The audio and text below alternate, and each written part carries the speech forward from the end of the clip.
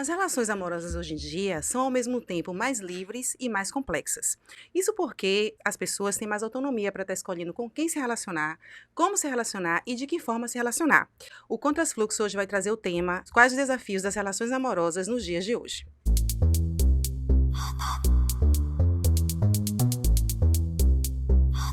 Olá, eu sou Fernanda Siqueira e hoje nós vamos estar conversando sobre um tema que eu particularmente gosto muito. E eu não poderia deixar de convidar ele, que é conhecido como psicólogo afetivo, Felipe Santos. Seja bem-vindo. Muito obrigado, Fernanda. Eu tô muito feliz de estar aqui, na verdade, né? Assim, eu também sou suspeito para falar porque não é à toa que esse é um tema que eu também gosto muito de falar, né? Já tem alguns anos aí que eu tô nessa trajetória e, enfim, é bacana conversar sobre isso, né? Isso mesmo. Lembrete, não deixem de curtir, comentar, compartilhar e se inscreverem no canal. Bem, Felipe, eu estive pesquisando, né, e vi que o Brasil está em quarto lugar nos países no ranking da América Latina, onde há mais divórcios. Isso mostra o quê? Que está havendo muitos divórcios e o índice ele só tende a crescer. Eu queria saber de você, esse excesso de autonomia e esse ideal de individualismo tem contribuído, tem impactado na construção de relacionamentos saudáveis e duradouros? Sim, duradouros, eu acho que essa é uma expressão importante, né? Porque a gente tem uma mudança muito grande no Ocidente e na América Latina sobre para que serve um casamento, o que é o casamento, qual é o significado do casamento para as pessoas, né? Ele já foi considerado o casamento assim uma estrutura social, né? Assim, a base da sociedade que falava antigamente, não, a base da sociedade é a família, mas a família é uma visão de família de um casamento, duas pessoas que se unem, começam uma casa e aquilo é uma família, né? Porque algumas pessoas não têm filhos, outras têm muitos, enfim, uma série de coisas acontece. Só que antigamente a gente tinha algumas coisas que favoreciam um casamento saudável e outras que não favoreciam, né? Por isso que é importante quando a gente vai fazer essa observação, Fernanda, é que a gente não caia num anacronismo, né? Que é muito comum quando a gente está falando de um assunto que é tão polêmico. Tipo assim, bom era antigamente. Veja bem, não É. é assim que a banda toca. Hoje em dia, nós estamos constantemente conectados às redes sociais. E com isso, construções de vínculos afetivos que antes eram se baseados em bases sólidas, estáveis e expectativas reais, como fidelidade, Sim, convivência e até mesmo exclusividade, se vê a todo momento sendo renegociadas devido à quantidade de interações que nós temos. sim. Né? Em que medida as redes sociais e as tecnologias digitais têm contribuído para o enfraquecimento e também até a transformação desses ditos acordos afetivos, que é justamente o que você falou aí, né? Uhum. Nas relações modernas, nas relações afetivas modernas? Rapaz, a questão das redes sociais digitais, né, como o pessoal chama, né, os estudiosos, ele é um caso, um, um- eu ia dizer que é um caso à parte, mas não é, na verdade. Porque, assim, ok, as pessoas, a gente tem toda essa trajetória, individualismo, etc., acontecendo na sociedade, e aí a gente tem a internet chegando. A internet chegou, ela não teve tanto impacto nas relações quanto ela começou a ter de 2010 para cá. Por que de 2010 para cá? Porque quando essas redes sociais digitais, elas vão para a mão da gente, né? Antes tinha que sentar no computador para fazer isso. Agora qualquer lugar Isso. você tá. Então, qual é que é a questão? Se antes, né, a gente se casava porque a gente ia escolher alguém para casar, mas a gente sabia que ia ter que casar, né? Casar é uma parte da vida. Hoje não é mais. A gente não encara mais assim, né? E Agora as hoje pessoas até nem para namoram E hoje, mais. para namorar, isso que eu ia falar. Uhum. Eu não sei se você já ouviu falar, Do que tem que? as fases para a gente conseguir namorar. Hoje Ah, em dia, primeiro você é conversante, depois você conversando. vira ficante, depois ficante prêmio plus, Olha não, só. ficante prêmio, depois ficante prêmio plus, para depois virar namorado. E aí um ano depois E tá, acabou. tá pior do que passar em um curso público. Tá bem mais difícil Tá mesmo. muito É. difícil. Imagine casar, E né? esse é um ponto importantíssimo que você está trazendo, porque está tudo relacionado, né? Isso. Assim, Essas diminuição no número de interações. casamentos, aumento no número de divórcio, a quantidade de comparações possíveis de serem feitas. Quando eu fiz meu mestrado, o meu foco, né? Enfim, eu tenho minha dissertação, né? Amor romântico, ideais e satisfação nas relações amorosas. O que eu estava interessado em pesquisar? em que medida a idealização que a gente faz de como um parceiro deveria ser impacta na nossa satisfação com a relação amorosa.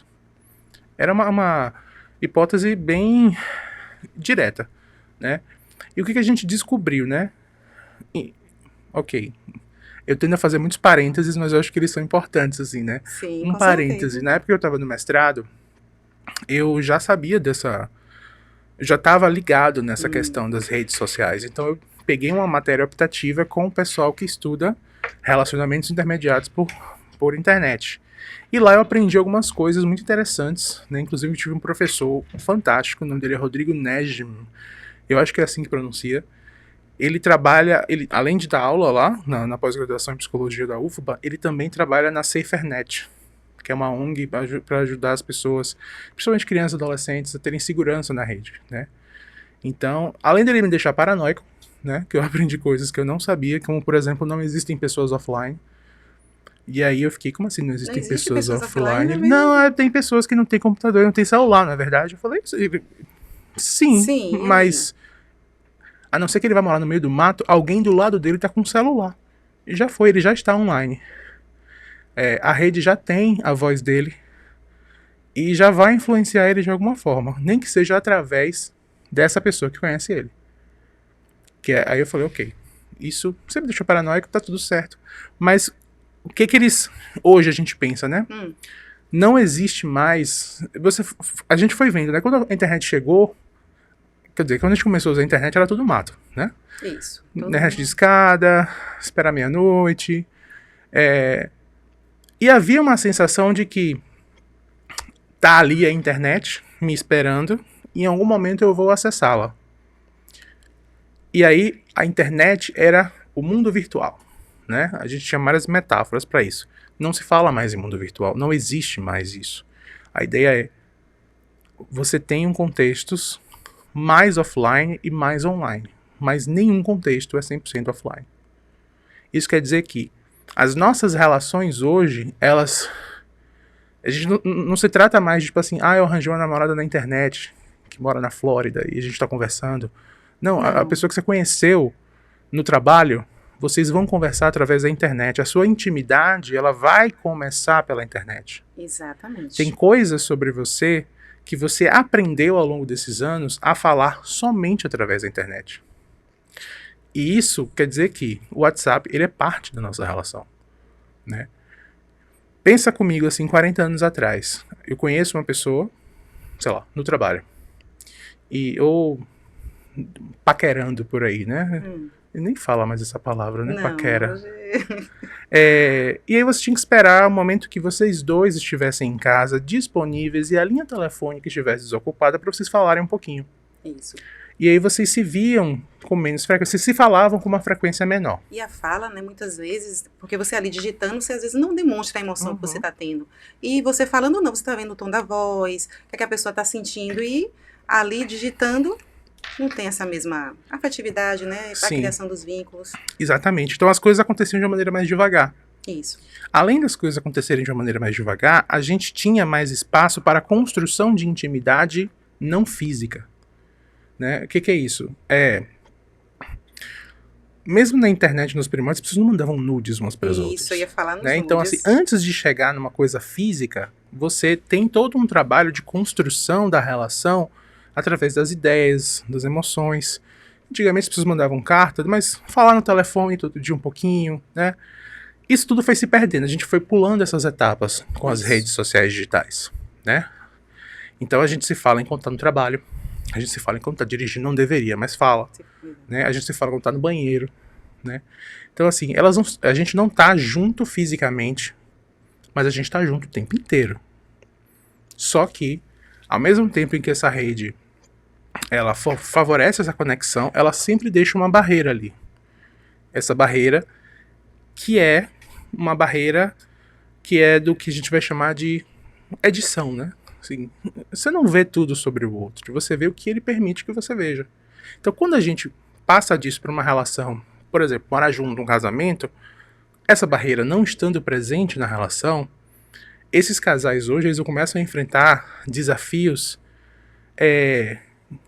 que sempre existiram, Só que essa nossa geração nova cresceu com uma mentira, que é: você não precisa passar por isso.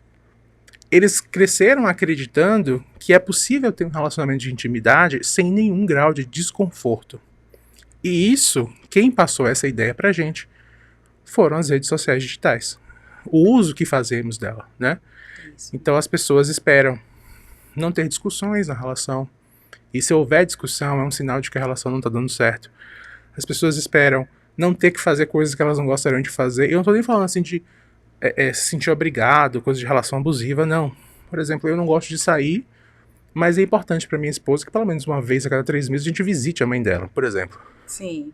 E a intolerância, né? Hoje a gente está mais intolerante, não tolera certas coisas. Tudo que é rápido, tem que ter as respostas Tem que rápidas. ser do meu jeito. É, do meu jeito. Então, para criar tudo isso, por exemplo, e a quantidade de pessoas que você pode ter contato ali, Sim, né? perfeito. Você não tem, às vezes você conhece uma pessoa, um vendedor está ali conversando com você, pede o WhatsApp para poder passar algumas informações, daqui a pouco está mudando as conversas. Então a gente tem mais facilidade para estar, né, como eu falei, esses vários tipos de reiterações. São essas, e essas comparações, elas vão acontecendo o tempo inteiro, assim.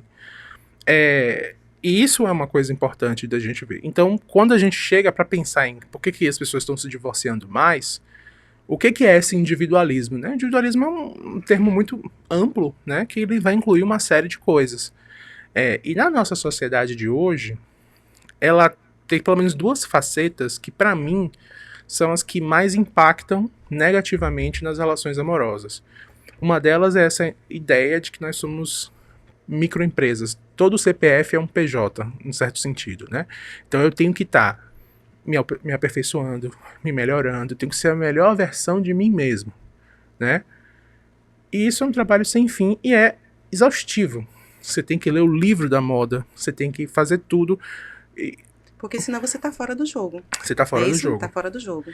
E aí o que acontece? Eu me sinto, não é só que as pessoas percebem que eu sou fora do jogo, eu me sinto fora do jogo. Eu sinto que há algo de errado comigo, porque eu não consigo ser essa pessoa que eu achava que eu deveria ser, ou que eu espero conseguir me tornar, né? Esse é um primeiro impacto. Isso vai mudar a forma como eu me conecto com as pessoas. Porque se eu estou o tempo todo achando que eu não sou bom o suficiente, né, eu vou ter que achar uma forma de passar só as melhores coisas sobre mim para esse outro. Isso, aí já vem E aí a gente já começa eu não quero me vulnerabilizar, né? E sem vulnerabilização não tem intimidade. Então, eu não vou queimar meu filme falando pra moça que eu tô me interessando que eu tenho trauma de, sei lá, que eu já fui traído, que eu já fiquei apaixonado por uma pessoa que fez mal a mim. Porque vai que ela acha que eu sou uma pessoa isso e aquilo. Traumatizada, que não que ela pode bem, fazer o que ela quiser isso, comigo, sabe? Então, essas coisinhas que vão sendo criadas nessas fendas, assim, elas impactam. E a outra é a quantidade de coisas que a gente efetivamente faz num dia hoje, né? A quantidade de decisões que a gente toma num dia. Isso, toda decisão, né? E até mesmo também o que você falou aí da pessoa que não quer mostrar as vulnerabilidades, as fragilidades, mas ele apresenta ali nas redes sociais uma forma de vida que às vezes não é nada aquilo que ele está apresentando, mas para poder, né, criar passar outro tipo de informação para a pessoa que ele está querendo conquistar, ele bota ali na rede social, mas não é nada daquilo. Exatamente. Né? Essa estratégia, né, de apresentação. Então, aí essas pessoas se mostram melhores versões de si mesmas e isso só se sustenta quando a intimidade está em baixa. Porque ele não tem como ver quem eu sou de verdade. E o que é que entra? A dependência emocional, né? Sim. Porque a dependência emocional é um dos fatores que mais atrapalha as relações amorosas hoje em dia. Porque quando um dos parceiros começa a ver no outro a sua felicidade, a sua autoestima, o seu sentido de vida, esse relacionamento ele começa a ficar o quê? Começa a ficar sufocante, instável e, às vezes, torna-se até abusivo. Sim, ela pode se tornar um relacionamento abusivo, sim. E isso acontece muito, assim. O que é que as pesquisas revelam em relação aos vários tipos de dependência emocional em relação aos relacionamentos afetivos dentro do contexto da saúde mental? Né? Uma coisa está ligada à outra. Como é que se apresenta? Perfeito. Assim, dependência emocional é outro desses termos, assim, que meio que um guarda-chuva, né? Para falar de uma pessoa que tem um senso de eu incompleto, né?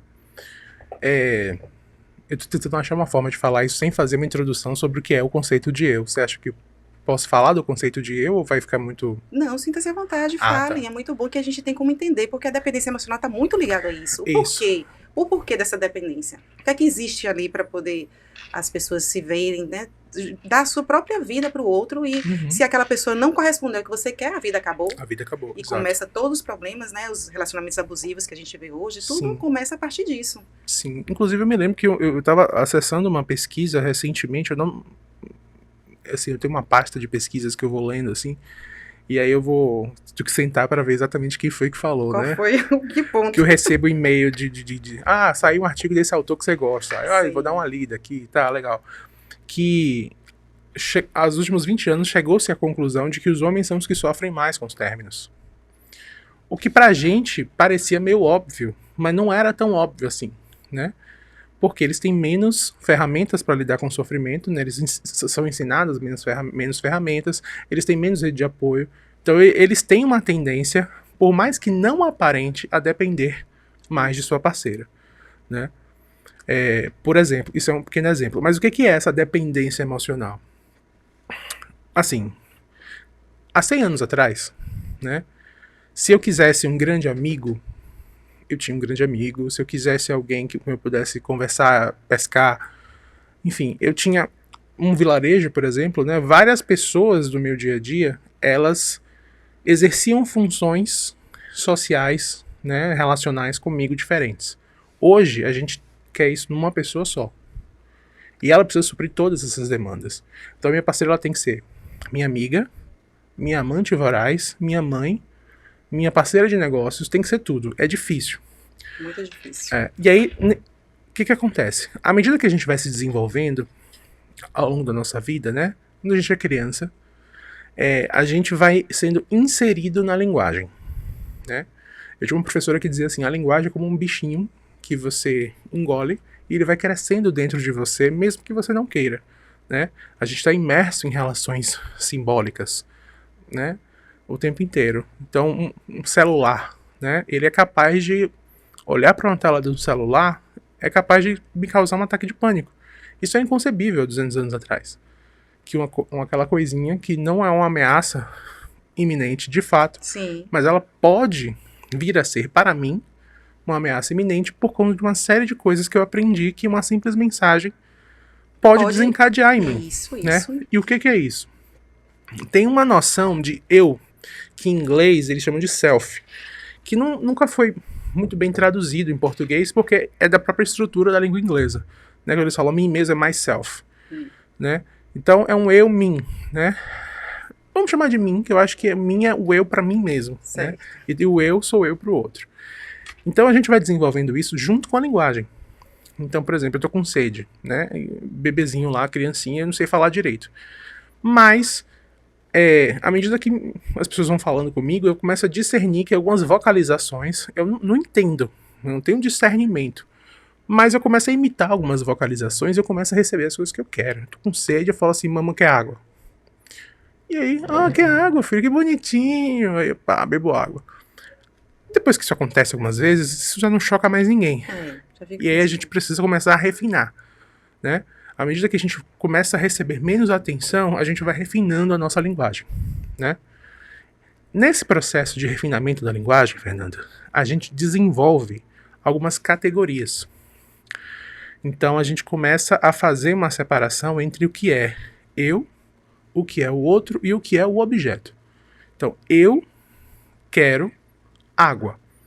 Você pode me dar água. Isso é o desenvolvimento, isso é os primórdios do desenvolvimento da noção de eu. À medida que isso vai se refinando, como é que isso se refina? As pessoas à nossa volta nos ensinam a discernir o que está aqui dentro. Porque a gente não sabe. Então, eu acho que isso é uma coisa muito importante para você perceber. Tudo que a gente sabe sobre o que a gente sente, alguém teve que ensinar pra gente. Nada do que a gente sabe, do que a gente sente é inato. Os nossos sentimentos podem até ser inatos. Há uma série de discussões sobre emoções, sentimentos. Mas como a gente vai discriminar esses sentimentos, alguém tem que ensinar pra gente. E como é que essa pessoa aprendeu? Da mesma forma. Então você vai ter pessoas, depender de famílias, gerações diferentes, que vão ter visões mais ou menos distorcidas do que elas sentem. E de mundo, e de tudo, aquela E de criação, tudo. né, a construção dele.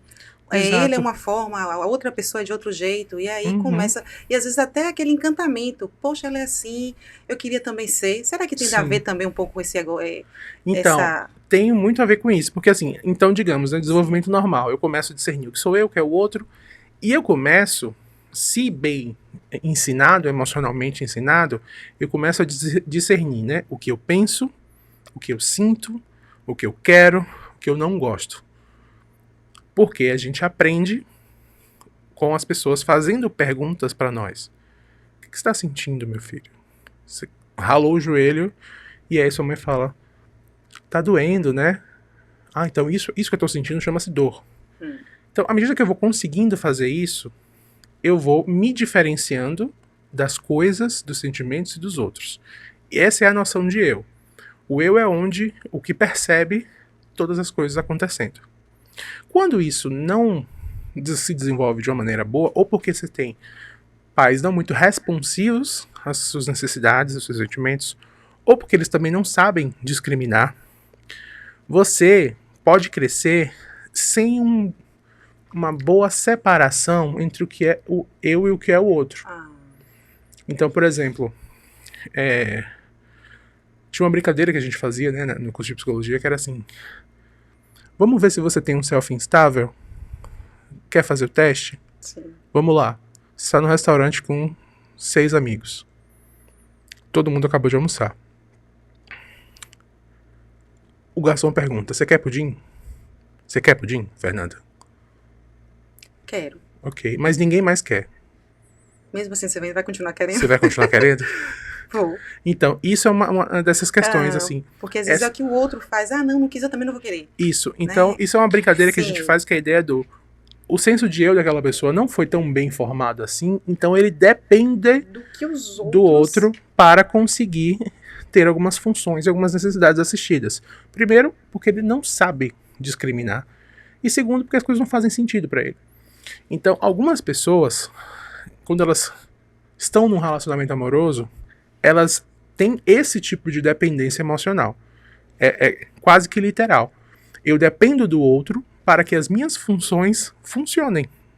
Porque sozinho, eu não sei muito bem o que fazer, o que querer, o que gostar. Quais são os meus valores? Não sei. Ninguém me fez essas perguntas enquanto eu estava crescendo. E vai se perdendo. E vai se perdendo. Então essas pessoas acabam ficando mais propensas a ter um tipo de dependência emocional que deixa elas mais vulneráveis a relações abusivas. Relações abusivas com pessoas que não é que elas têm um tipo necessariamente assim, aquela pessoa abusiva, ela tem um traço de personalidade abusiva. Não necessariamente. Algumas são só pessoas que se aproveitam disso e elas vão criando um estilo de relação que é abusivo à medida que o outro não consegue estabelecer um limite. E eu não tô falando aqui de relação violenta. Tô falando de uma relação abusiva no sentido de aquela pessoa ali vai fazer tudo o que eu quero. Né? Ela não tem querer, então eu vou querer por ela. Eu é que sei o que ela gosta, né? Então isso é um perigo. Isso não tem como ser uma relação saudável. Não, de jeito nenhum. Porque até é mais dependência do que amor. Sim. Não sente amor. Não, às vezes termina, fica naquele sofrimento por causa daquela dependência, mas, dizendo que é amor, mas não é. Isso acontece muito, assim. Eu já tive muitos casos na clínica de pessoas que, quando elas terminavam o relacionamento, e você via que o relacionamento, ao longo da trajetória de vida daquela pessoa, ela teve um ambiente muito pobre de estímulos emocionais. Então, quando o relacionamento acaba, é como se...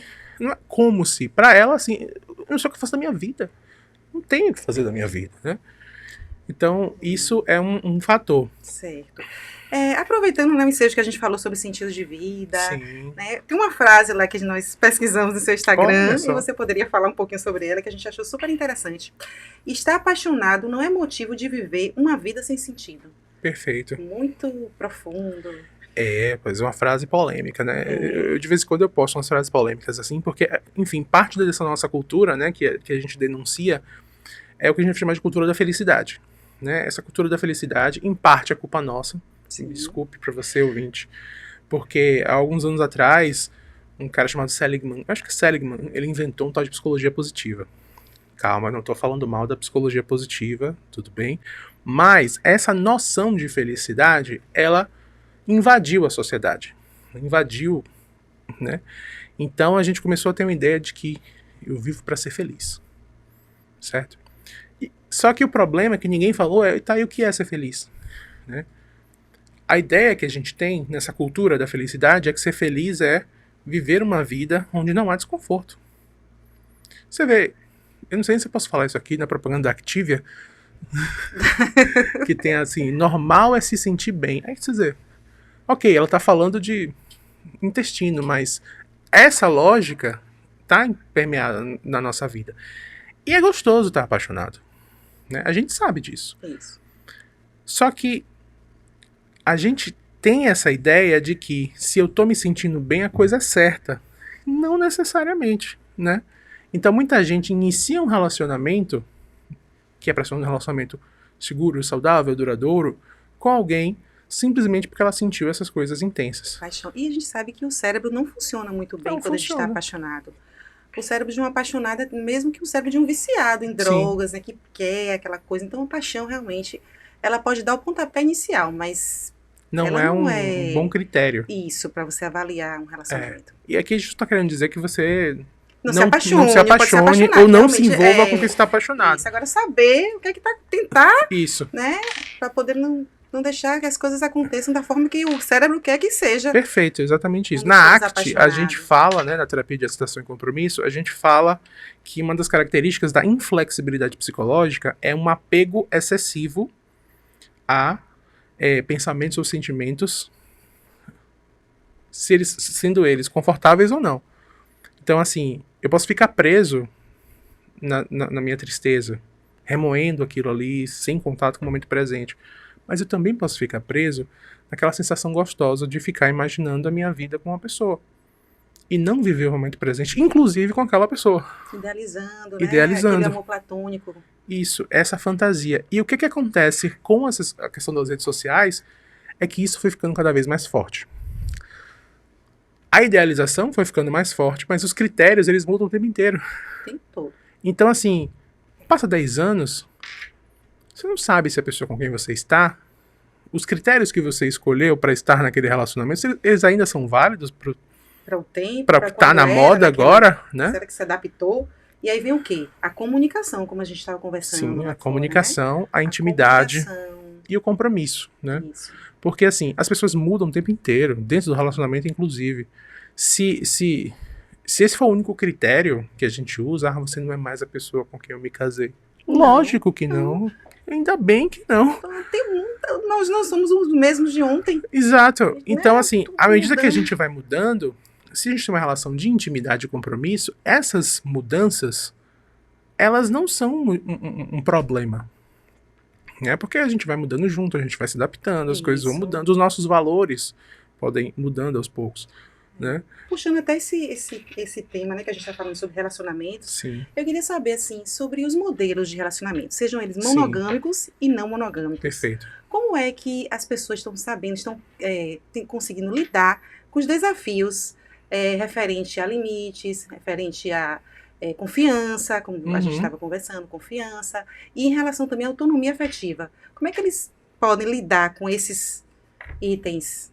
Porque agora a gente nem tem os outros tipos de relacionamentos, os monogâmicos e os não monogâmicos. Tem. E essa questão das relações não monogâmicas, assim, elas não são uma novidade pra gente, mas elas chegam no dia de hoje num cenário, quer dizer, elas se tornam mais visíveis, mais palpáveis, né? Hoje é difícil não conhecer alguém que, assim, não, eu tenho um amigo que ele é não monogâmico, já conversei com ele, tal. Coisa que há 30 anos atrás as pessoas não revelavam tão bem assim, né? Em parte elas não revelavam, mas em parte também eu imagino que esses números que a gente está vendo não são só porque as pessoas se escondiam, mas sim porque elas foram sentindo a mudança cultural e se abrindo para experimentar essas coisas, né? Qual é que é a questão?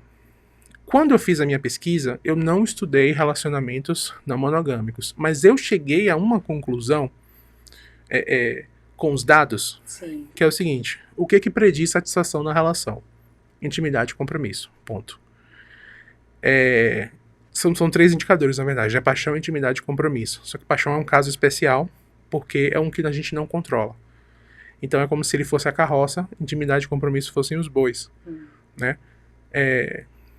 A paixão não tem como puxar a intimidade e compromisso, mas o contrário é verdadeiro. Né? Então, independente do tipo de relação que você construa, você só vai estar plenamente satisfeito quando você se comprometer. Isso quer dizer que mesmo as pessoas que não são monogâmicas, elas precisam se comprometer. Acordos, né? Então isso pode ser acordos. Então tem vários tipos de não monogâmicos. Alguns são mais próximos da monogamia e outros são bem mais distantes. Né? Esses que são bem mais distantes, para mim, eles são muito mais confusos. Por quê? Primeiro porque eu não tenho muitos dados sobre isso. Né? Então, assim, os estudiosos eles vão estudar, por exemplo, relação monogâmica fechada. Relação monogâmica aberta, onde a díade é o mais importante, mas os dois ali dão um zig consensual. Aí tem o zig consensual com inclusão do terceiro, né? Que eu não sei quais são os nomes, eu tô só falando... assim, mais ou menos dando ar. E por aí vai. Não, eu tinha casado, eu sou casado, mas eu tenho uma namorada e ela tem um namorado por fora. Mas o casal ainda é o mais importante. Quando a gente chega no outro extremo, que são as relações livres, que eu posso ter o tipo de relação que eu quiser, com quem eu quiser, já fica confuso por uma série de questões. Mas pra mim, uma delas é uma questão logística mesmo. Cara, o dia tem 24 horas. Como é que você dá conta de namorar com 4 pessoas ao mesmo tempo? Eu não sei. Se você consegue, se é importante pra você e você banca isso, de boa. Se é um acordo que você faz, se as pessoas com quem você se envolve sabem disso. A gente tem que conversar e deixar tudo claro. Você assim, pra poder realmente não ter maiores problemas. Exato, porque tem também as pessoas que assim, eu tô numa relação aberta, mas ela não. E ela nem sabe. Não, assim não funciona, meu brother. Tem que ter, pelo menos. Aí já tá sabendo o que tá realmente acontecendo ali, né? Exato. Então tem isso. Surpresas. Compromisso, assim. Eu me lembro que uma vez eu atendi, não como terapia de casal, eu nunca tive a experiência de, enquanto terapeuta de casal, atender pessoas, casais, em que ambos têm algum tipo de não monogamia. Né? Mas adultos sim, né? Pessoas individualmente. E eu me lembro que teve um atendimento que foi tão interessante pra mim, que foi breve, a gente ficou assim uns 6 meses, e tinha um desconforto envolvido ali, né? O desconforto, ela e o parceiro eram não monogâmicos, eles tinham essa relação principal, mas eles chamam de uma relação aberta, né? Eles podem ficar com outras pessoas, mas eles não podem entrar em relacionamentos com outras pessoas. Como isso funciona, eu não sei. Mas esse era o acordo deles. Só que isso estava gerando nela um desconforto ao longo do tempo. E um desconforto por estar desconfortável. Né? Que é o que a gente chama na ACT de dor suja. Né? Assim, eu sinto raiva porque você me machucou. E eu sinto raiva de mim mesmo por sentir raiva. Esse raiva de mim mesmo por sentir raiva é o que a gente chama de dor suja, que é o ressentimento, né? Que isso vem como na nossa tentativa de brigar contra o que a gente sente. E a gente faz isso o tempo todo. Porque ela tá aceitando uma situação, mas está agora em conflito interno. Então, esse caso para mim é interessante porque a gente chegou na conclusão, ao longo dos atendimentos, que o problema dela não era ciúme, era inveja. Ela se sentia desconfortável porque ela se comparava com ele e ele, pegava mais gente do que ela. E ela se sentia menos interessante do que ele. Então tem outras dimensões que a gente não sabe ainda, porque, eu vi isso num atendimento que eu fiz há, 8 anos atrás. Eu nunca li nada sobre isso. Se outras pessoas passaram por isso, tiveram isso na clínica, estão pesquisando, não sei, ninguém fala. Vamos fazer lá, faz um congresso sobre isso e as pessoas vão relatar os casos. Então essa é a questão, não temos dados, né? A verdade é essa. Mas, com o que a gente sabe, que compromisso é um preditor de saúde mental para a pessoa que se compromete, eu acredito que existem modelos não monogâmicos que podem sim dar algum grau de saúde mental e existem modelos que vão deixar isso mais difícil, mas não necessariamente impossível. Porque assim, e acho que isso é uma coisa importante, que talvez seja uma opinião impopular, gente, desculpa aí, mas não existe pessoas monogâmicas e pessoas não monogâmicas. Não existe um traço de personalidade. Existe uma escolha consciente e ética. Então assim, eu escolho ser monogâmico, eu escolho ser não monogâmico. E aí, toda essa questão cai um pouco por terra, porque há um esforço, tanto de alguns pesquisadores mais conservadores dizer assim, não, a não monogamia é um traço desviante de personalidade. Os não ter dados também significa que a gente não sabe nada sobre isso.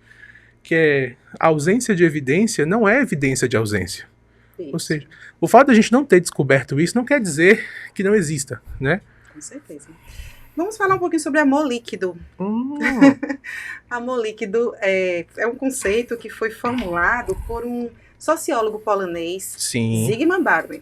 Acho que é a pronúncia é essa. Né? Ele fala sobre a fragilidade que existe hoje nos relacionamentos amorosos. Sim. Né? Ele fala que nós vivemos em uma sociedade onde tudo é rápido, onde tudo é descartável e tudo é instável. E o amor acabou sofrendo essas interferências.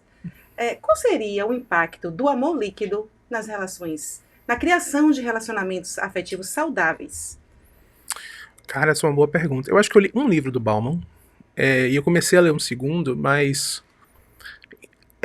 enfim... Ele sempre traz a temática, Ele sempre traz a temática. Então, se você lê um livro, você já entendeu o que ele está querendo dizer. Talvez ele refine aqui um pouco mais lá, mas impopularmente... Eu tenho uma tendência a ter opiniões impopulares, assim, mas assim, você lê um livro de Bauman, você leu todos. É o que eu acho. Talvez alguém possa me convencer do contrário. Pode mandar uma mensagem no Instagram falando, você está falando besteira, vamos conversar. Mas qual é a questão?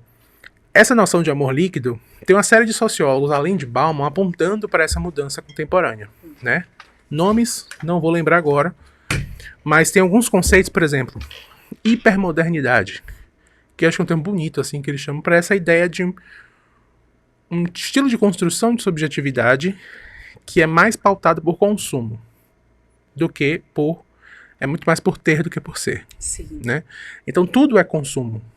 Inclusive as relações. Não só as relações amorosas, mas as relações de amizade. Então, assim, é difícil você encontrar alguém hoje, sei lá, de 30, 40 anos, que tem amigos de infância. Quer dizer, que ele pode até ter os amigos de infância, mas na vida dele esses amigos estão presentes? Ou, o que a gente vê hoje? As amizades são feitas por uma pressão de um networking, né? Então, tudo é parte de um esquema de me tornar a melhor versão de mim mesmo, né?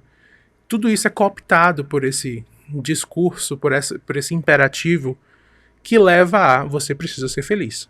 Para você ser feliz, você tem que andar com as pessoas certas. Você tem que fazer os cursos certos. Você tem que ir no psicólogo certo.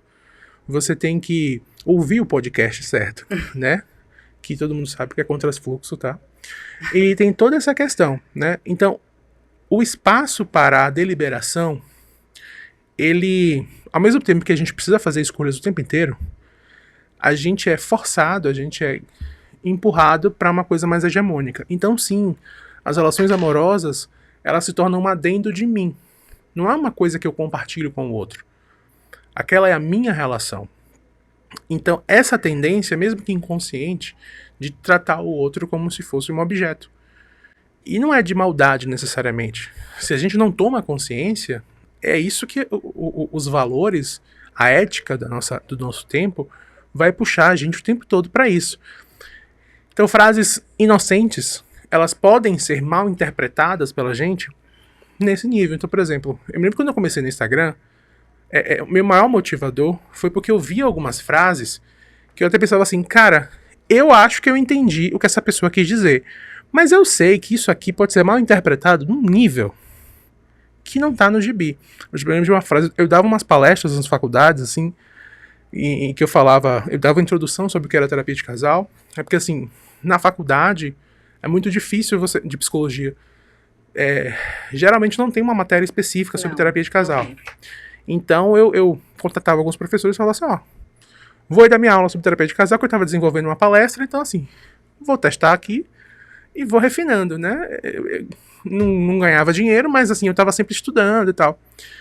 E eu me lembro, quando eu comecei a olhar essas coisas no Instagram, eu me lembro de uma frase, que era assim, eu acho que talvez você já deve ter visto no Instagram alguma variação dela, que é, se você diz pra ele que aquilo que ele faz te magoa e ele continua fazendo, é porque ele não te ama. Aí, de início, eu e você que entendemos que existem relações abusivas, não precisa ser assim, não, ela tá falando de um comentário desagradável que esse cara faz, ela tá falando de alguma coisa nesse sentido. Mas aí alguém lê aquela mensagem e fala, tá aí, realmente, eu já falei pra ele que eu não quero que ele saia com essa roupa, ele continua saindo. Então ele não me ama. Então ele não me ama. Olha que Cadê a conflito. responsabilidade? Tipo assim, e aí parece que havia um esforço desses imperativos, assim, que não havia mais para as pessoas refletirem. Peraí, mas faz sentido para a sua vida? O que você tá vivendo realmente faz sentido? E aí a gente começou a ter uma espécie de crise, assim, nas relações, né, de 2010 para cá. De 2010, né? Porque eu ia falar um pouquinho sobre a pandemia, né? Os Não, a pandemia teve que apresentou, assim, um agravante muito grande. Um agravante muito grande, porque as pessoas começaram a se separar, a se divorciar, né? De lá para cá só aumentou. Sim. E foi justamente por causa disso, as pessoas conviviam, mas não sabiam quem era o outro. Não sabiam. Começaram a saber quando passaram a viver juntos. Então, a gente tem 3 momentos, né, nesse momento contemporâneo, assim. Porque hoje em dia é assim, a gente tá falando de relacionamento e falando de redes sociais, a gente tá trocando o pneu do avião com o avião voando. Assim, eu tô conversando aqui com você agora, semana que vem pode mudar tudo. Porque uma nova rede vai se instalar, uma nova função pode se instalar, que isso muda a forma como as pessoas se relacionam. Então, assim, em 2010 a gente começa a ter redes sociais, já eram parte da vida. Lá para 2015, pelo menos aqui no Brasil, chega o WhatsApp de vez. Assim. E aí as pessoas passam a usar Instagram e WhatsApp. Porque eu lembro que nos primórdios o Instagram era só para quem tinha iPhone. Depois liberou para Android. E aí populariza. Isso. E aí de 2015 para cá a gente tem a presença, que é o que eu chamo de não existem mais relações offline. Todos os relacionamentos, eles são permeados por redes sociais digitais, por algoritmos e tudo mais. Se a gente não toma cuidado para observar o que está acontecendo, a gente pode ser guiado por ele sem perceber. Guiados por um algoritmo que está interessado em fazer com que os anunciantes lucrem. Simples. Então vai aparecer mensagem de um cara dando um curso para você, dizendo assim, como ser irresistível para sua esposa. Mas ele está falando de ser irresistível, não necessariamente está falando de você ter uma relação mais saudável. Então tudo bem, você não vai comprar o curso desse cara ou dessa mulher, mas os posts dela vão aparecer para você. Quando você tá ali olhando seu feed, né? Ah, que legal, minha prima teve filho, vou ligar para ela, e de repente aparece um anúncio. Cansado de sua esposa não fazer o que você quer? Com essas dicas fáceis, ela vai comer na sua mão. Aí o cara, opa, deixa eu ver isso aqui. Ou até ele pode assim, que besteira esse cara tá falando. Tem muitas vezes pessoas que nem são preparadas para aquilo, não né? são. Passando a maior parte dos especialistas em relacionamento. Criadores de opiniões, exato, né? Que antes não era assim. Hoje, não era assim, exatamente. Isso foi um dos meus motivadores. Assim, verdade. A maioria dos influenciadores famosos de relacionamentos amorosos no Instagram, eles não têm nenhum tipo de formação em saúde ou humanidades. Tipo assim, ele começou a dar conselho. Não pode xingar aqui não, né? Melhor não, né? Conselho ruim, né? E começou a dar certo. E as pessoas começaram... Porque o que eu chamo de um conselho ruim? Conselho ruim é aquele que eu digo pra você uma coisa que é o que você quer ouvir. Mas não necessariamente é o que vai te ajudar. Porque o que vai ajudar a gente, às vezes, é contraintuitivo, é desconfortável. Então esse conselho ruim do tipo assim, essa pessoa não te ama não. Não faz o que você quer, não te ama. Não é bem assim. E aí essas pessoas começaram a ter um alcance, uma visibilidade muito maior. E aí a gente tem várias relações sendo impactadas por ideais irreais sobre como o parceiro ou a relação deveria ser. No mestrado, por exemplo, a gente chegou à conclusão, né, que sim, a idealização é um dos fatores de maior impacto na redução da satisfação. A gente tinha um questionário, né, que era assim, você pensa no seu parceiro ideal, o que ele deveria ser? E agora, não é isso que você tem. A gente fazia de uma forma que isso era trocado, era aleatorizado, para não ter aquele efeito de, ela primeiro pensou no que ela queria e depois pensou no parceiro. Não. A gente percebeu que não havia diferença se pensar antes ou depois. Que havia, sim, né? Quanto mais distante esse parceiro real é do parceiro ideal, mais insatisfeita aquela pessoa fica. Ponto. Só que esses ideais, eles são comercializados hoje, né? Não é só um botox que você tem ou não tem dinheiro para fazer, né? Ou o personal da moda Isso, que você buscar a faz. perfeição, né? Buscar o par perfeito. Sim. Não vai existir isso, o par perfeito. Agora é também, assim, um tipo de tralha que você faz no seu tempo livre. Tipo assim, você vai ou não vai pro Legendários, né? Sei lá, desculpa, não posso falar dessas coisas, né? Você vai ou não vai para um retiro específico com um monge zen budista que te ensina sobre negócios? R$40 mil. Eu nem sei se isso existe, eu falei aqui. Sim, porque é uma coisa que pra mim parece muito aleatória. Mas sim, aí a gente tem isso. Só que o tempo todo esses ideais estão mudando. Então, quanto mais sensível a gente é a esse ideal que só existe na nossa cabeça, menos sensível a gente é ao parceiro que está na nossa frente. E menos sensível a gente é ao tipo de parceiro que a gente quer ser. Que é aí que entra a grande virada da terapia, né? Porque na terapia a gente vai descobrindo, nós Sim, assim... fala um pouquinho da terapia para a gente saber, né? O paciente, que acontece, né? Qual o caminho para poder... O que ele vai entendendo, assim, que uma parcela considerável da saúde de um relacionamento amoroso tem a ver com o que eu faço. Para que a relação seja saudável para mim, tem uma parcela considerável de coisas que eu faço que vai contribuir para isso. Eu construo junto com o outro. E quando as pessoas geralmente chegam na terapia de casal, elas estão muito numa noção, e isso também é uma marca da nossa geração, né? Que é, tem algo de errado com o outro. Ele precisa se resolver. Você precisa mostrar para ele que ele tá errado. E é isso que assim. E isso vai fazer a relação dar certo. Porque assim, eu tô certo. Ela tá errada. Ela só não sabe disso. Eu já tentei convencê-la de que ela tá errada.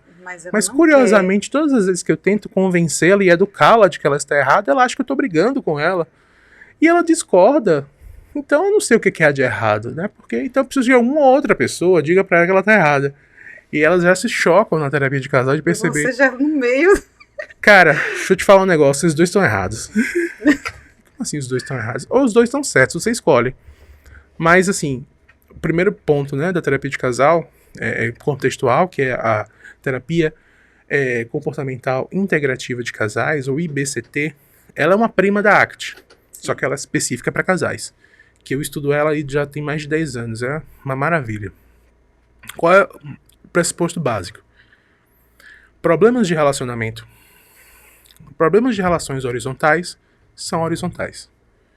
Se eu estou numa relação verdadeiramente horizontal com você e nós temos um problema, não é culpa de nenhum dos dois.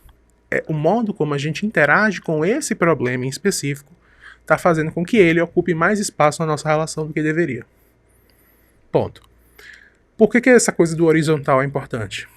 Porque não sendo abuso psicológico ou violência física ou infidelidade, onde um faz e o outro sofre, o resto é interação. Exatamente, dá para conversar e chegar em um consenso. Isso. Né? Para aqueles que querem realmente viver um relacionamento saudável e viver bem. Perfeito. Só que aí as duas pessoas elas vão precisar de um espaço onde elas vão poder falar sobre a sua dor sem ser julgado, para que elas possam conseguir baixar a guarda e reconhecer que talvez o outro também esteja sofrendo. Que quando a gente está sofrendo, é difícil olhar para o sofrimento do outro. Sim. Né? Então, por exemplo, todos nós temos duas necessidades interdependentes, assim, que a gente precisa de proximidade, afeto, sentido, propósito, e a gente precisa de espaço para perseguir os nossos interesses individuais, né? Ou seja, nós precisamos tanto depender de alguém quanto independer de alguém. Aí o termo que a gente usa tanto em terapia de casal quanto na psicologia social dos relacionamentos é interdependência, que é a gente se complementa. Né? Eu sou uma pessoa completa, você é uma pessoa completa, estamos juntos, porque juntos somos mais. Isso. Ok? Então, e isso porque nós temos diferenças, e essas diferenças de personalidade são a fonte de atração entre nós.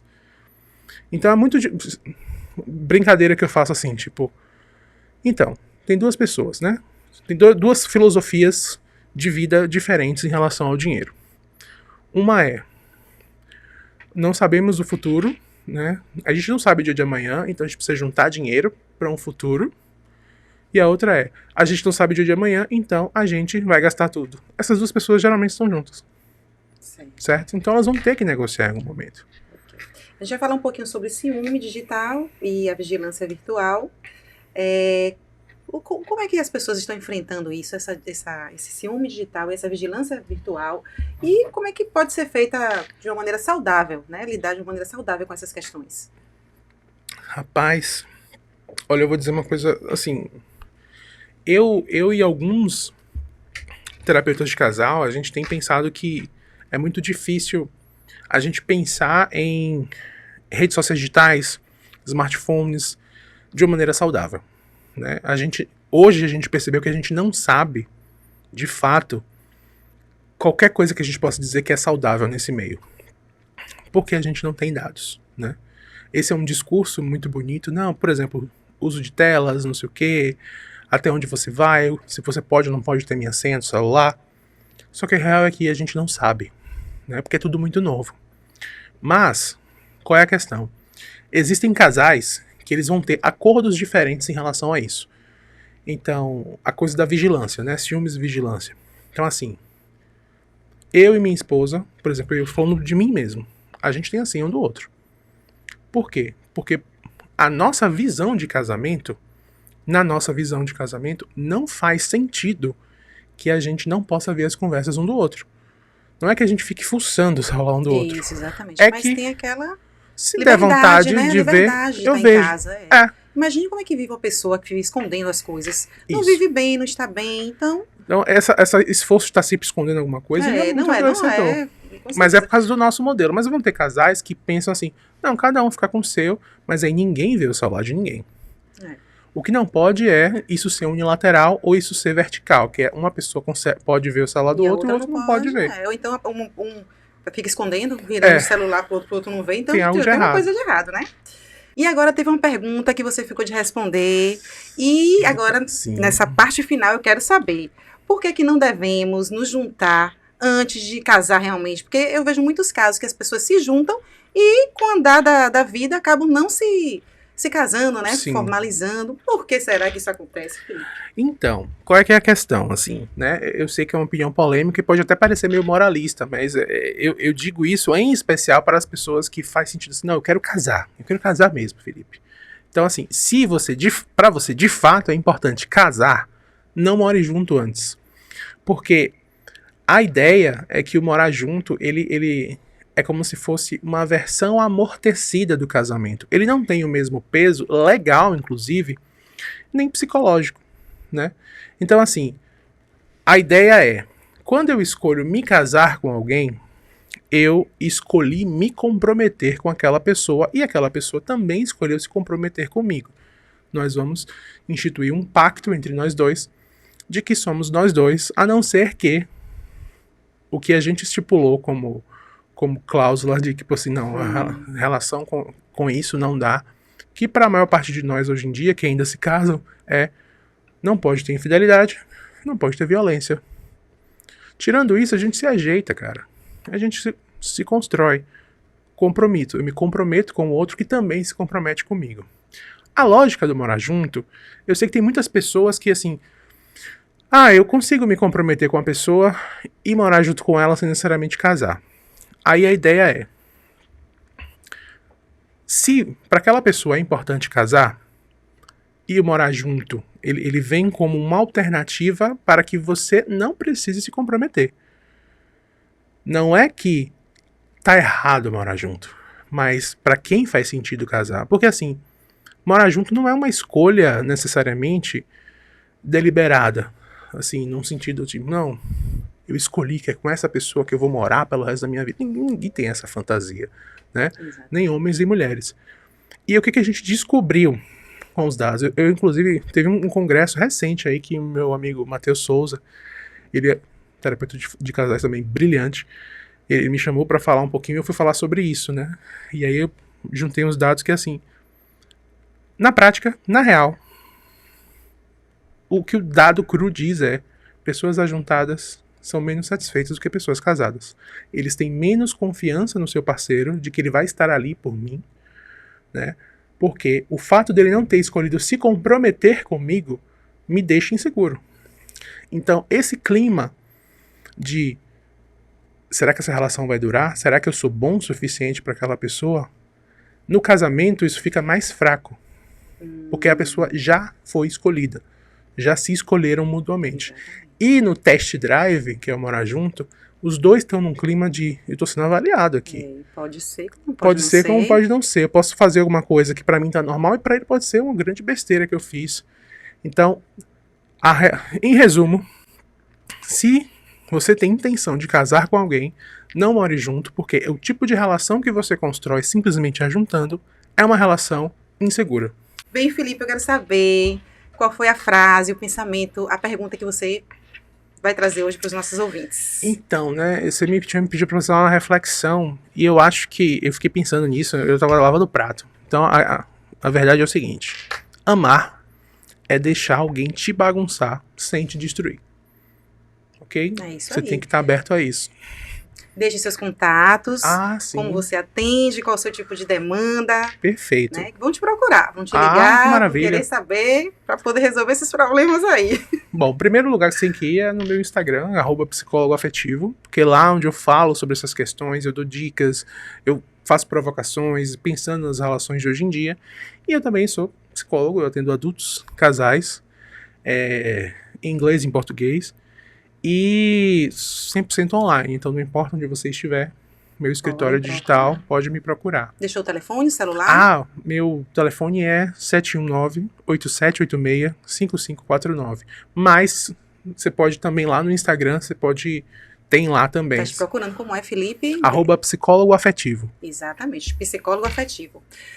Felipe, aqui é um presente do Contrafluxo para você. Legal. Um livro para você ler, aprender muito mais do que você já sabe. Muito obrigado. E eu queria agradecer, né, você ter aceito o convite, porque falar de relações amorosas é falar de amor. Sim. E como é bom falar de amor? Um amor que a gente possa tornar ele estável, tornar ele verdadeiro. Então, sempre vale a pena falar de amor. Estou muito feliz e muito grata, viu, por você ter aceito eu que agradeço o convite. Muito obrigado. Obrigada, ouvintes. Obrigada. E também gostaria de agradecer muito ao Estúdio 585 pela oportunidade.